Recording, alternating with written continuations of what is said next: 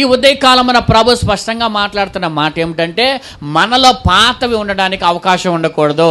ఎందుకంటే ప్రభువులు ఎవరైతే బాప్తిసం పొందుకున్నారో వారందరూ కూడా నూతన సృష్టి.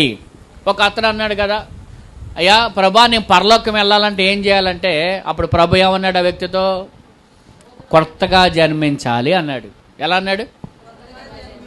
క్రొత్తగా జన్మిస్తే అలా.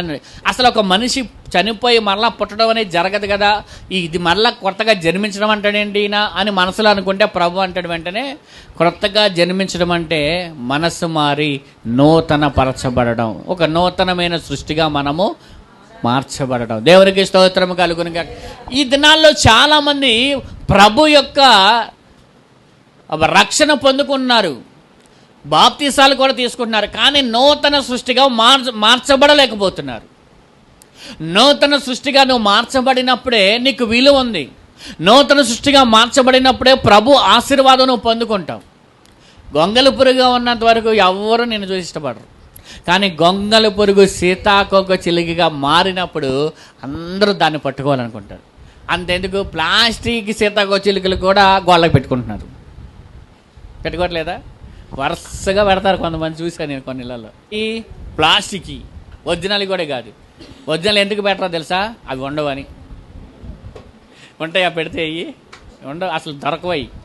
కానీ గంగులు పులుగు పెట్టుకోండి ఇళ్ళల్లో, బొమ్మైనా పెట్టుకోండి పని. అది కాదా? అది గొంగల పురుగు సీతాకోక ఒకటి కాదా? చెప్పండి, ఒకటి కాదా? ఒకటే కదండి. గొంగల పురుగు రెండు ఒకటే. కానీ సీతాకోక చిలుకకున్న విలువ గొంగల పురుగు లేదు. ఎందుకని? దాని పాత స్వభావంలో ఉన్నప్పుడు అది అసహ్యకరంగా ఉంది.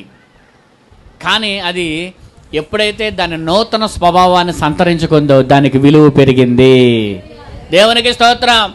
అందరూ ఇష్టపడుతున్నారు ఇప్పుడు దాన్ని. పాత స్వభావంగా ఉన్న నాగరాజు అందరికీ అసహ్యకరమైన వాడు. కానీ ఎప్పుడైతే యేసయ్యలో నూతన సృష్టిగా మార్చబడ్డానో కొంతమందికి దేవుడు దేవునికరంగా మార్చాడు.